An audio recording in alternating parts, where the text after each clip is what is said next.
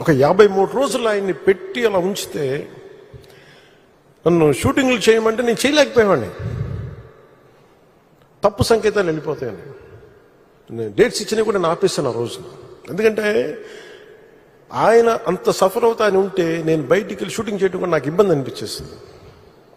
నా ప్రొడ్యూసర్ చెప్పాను, 2 చేతులు క్షమించమని చెప్పాను ఆ రోజున. తప్పట్లేదు, నాకు రాష్ట్ర ప్రజల కోసం మారాలి ప్రభుత్వం, అందుకని చేస్తాను, దయచేసి మీరు అర్థం చేసుకోండి అని.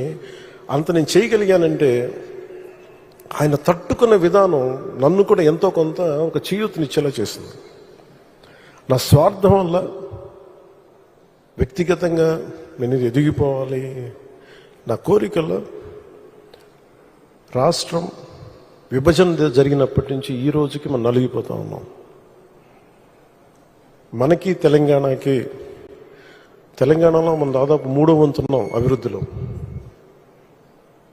సంతోషం, మన తోటి తెలుగు రాష్ట్రం ఆనందం.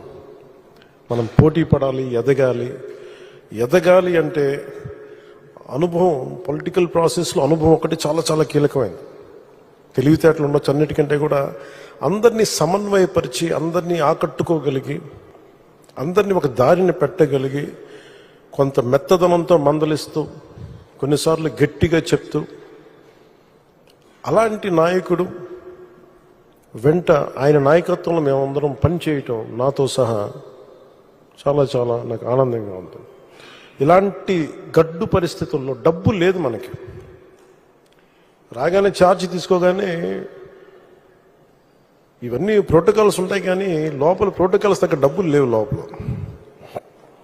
అలాంటిది ఆయన రాగానే ఈ 100 రోజుల్లో ఏమి చేసామని కీలకమని చెప్తే, ఏమైతే చెప్పారో మెగా డిఎస్సిని మేము పెడతాం, భర్తీ చేస్తామంటే 16,437 ఉపాధ్యాయ పోస్టులని భర్తీ చేయడం.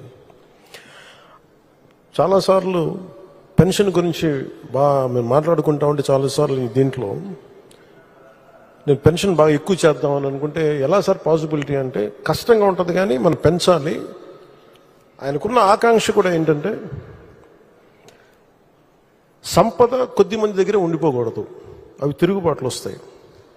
ఈ రోజున ఆయన నాయకత్వంలో ఈరోజు పొద్దున్న క్యాబినెట్ మీటింగ్లో మాట్లాడుకున్నప్పుడు కూడా ఎంటర్ప్రెన్యూర్షిప్కి ఒక 100 కోట్లు మూలధనం ఒక కార్పొరేషన్లో పెడితే, మైక్రో మన చిన్నపాటి పరిశ్రమలకి, ఔత్సాహికులకి, పారిశ్రామికవేత్తలకి అండగా ఉండటానికి ఒక 100 కోట్లు మూలధనం పెడితే దాన్ని 5,000 కోట్ల వరకు తీసుకురావచ్చు. అలాగే 500 కోట్లు పెడితే దాన్ని 20,000 దాకా తీసుకెళ్లొచ్చన్న ఈ రోజు నా ప్రతిపాదన చాలా అద్భుతంగా ఉంది. ఇవన్నీ చెయ్యాలి అంటే ఈ రాష్ట్రాన్ని, ఉమ్మడి రాష్ట్రాన్ని దిశానిర్దేశాన్ని మార్చిన వ్యక్తి, మైక్రో మన ఈ విపరీతం బలమైన సంస్కరణలు తీసుకొచ్చిన వ్యక్తి, SEZs ద్వారా కానీ, అభివృద్ధి కానీ, అలాగే మన ఇజ్రాయలీకి సంబంధించి ఈ మైక్రో ఇరిగేషన్, ఇలాంటివన్నీ మొట్టమొదటి తీసుకొచ్చిన వ్యక్తి. చాలా సింపుల్గా ఉంటాయి. ఇంకుడు గుంతలు అంటే అది చూడటం చాలా మందికి ఆ టైంలో హాస్యాస్పదం, ఏంటి గుంతలు తవ్వుకోవడం ఏంటని. ఆయన దార్శనికులు, ఆయన హెడ్ చూడగలరు.